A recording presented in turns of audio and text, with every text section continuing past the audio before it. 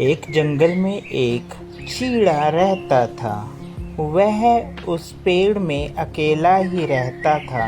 अनाथ होने के कारण उसका कोई भी नहीं था और वह अकेला जंगल में घूमता, अपने लिए खाना इकट्ठा करता और अपने पेड़ पर आकर बैठ जाता। एक दिन चीड़ा पेड़ में अपने घोंसले में बैठकर आम खा रहा था।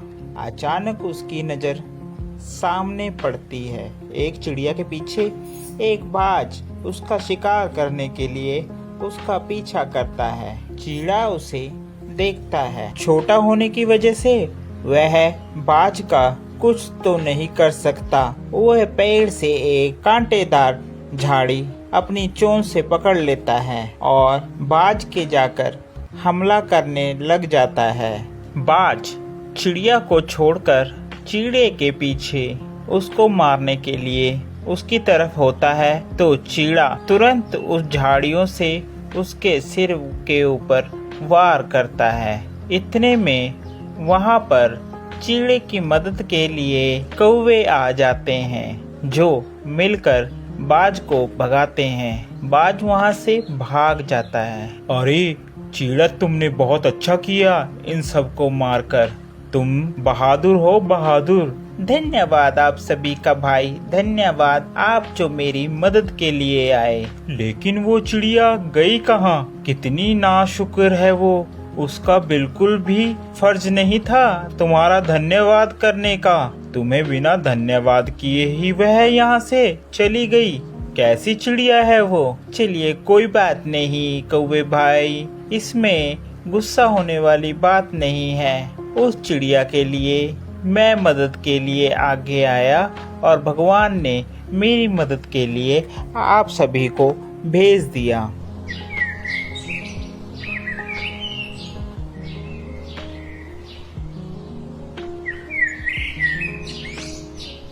एक दिन चिड़िया अपने घोंसले में बैठा था।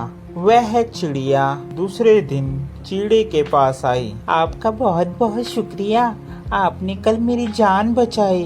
अरे कोई बात नहीं, कोई बात नहीं। आपके पैर में चोट लग रही है। जी, कल को मेरे पैर में चोट लग गई थी जिस कारण अब मुझे बहुत दर्द हो रहा है। चीड़ा उसके पैर पे मलहम पट्टी करता है और दवाई देता है। अच्छा, ये बात मैं पूछना भूल ही गया कि तुम्हारा नाम क्या है? आप अपना नाम बताएंगी? आपका नाम क्या है? मुझे प्यार से टुनटुनी कहते हैं। टुनटुनी चीड़े को शुक्रिया अदा करती है कि उसने उसकी जान बचाई। धीरे धीरे दोनों एक साथ घूमने जाते और एक साथ रहते। चीड़े ने चिड़िया को अपनी शादी के लिए प्रस्ताव दिया। क्या तुम मुझसे शादी करोगी? अरे सुनो टुनटुनी, मैं सोच रहा हूँ कि तुम्हारा भी इस जंगल में कोई नहीं है और मैं भी अनाथ हूँ। क्यों ना हम दोनों शादी कर लें? टुनटुनी चीड़े की बात मान जाती है और शादी के लिए हाँ कर देती है।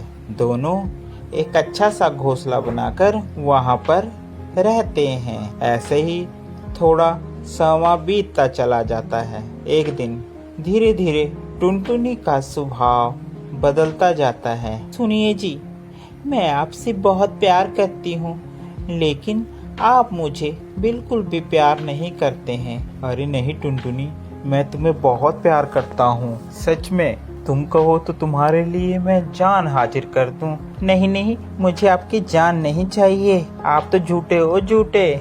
आप मुझसे प्यार नहीं करते हो। अरे सच में टुनटुनी, कहो तो सही, मुझे तुम्हें अपने प्यार साबित करने के लिए क्या करना होगा? अच्छा ऐसी बात है तो वो सामने जो पहाड़ दिख रहे हैं ना? हाँ दिख रहे हैं टुनटुनी। उस पर कल को दोनों में से जो भी जल्दी जाएगा वह सबसे ज्यादा प्यार करेगा।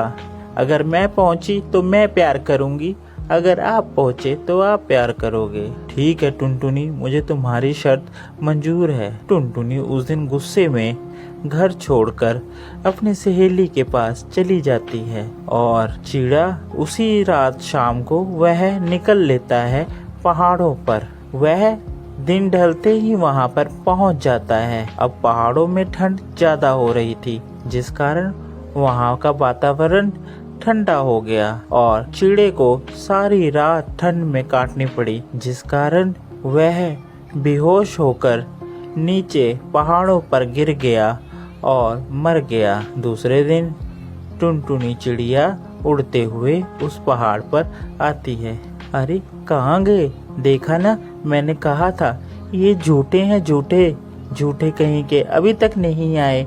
मुझे इतनी देर हो गई इंतजार करते करते। इतने में वहाँ पर एक कौवा आता है। अरे टुनटुनी, अब तुम जिसका इंतजार कर रही हो अब वह कभी नहीं आएगा। हाँ मुझे पता है, वो झूठा है तभी तो नहीं आएगा।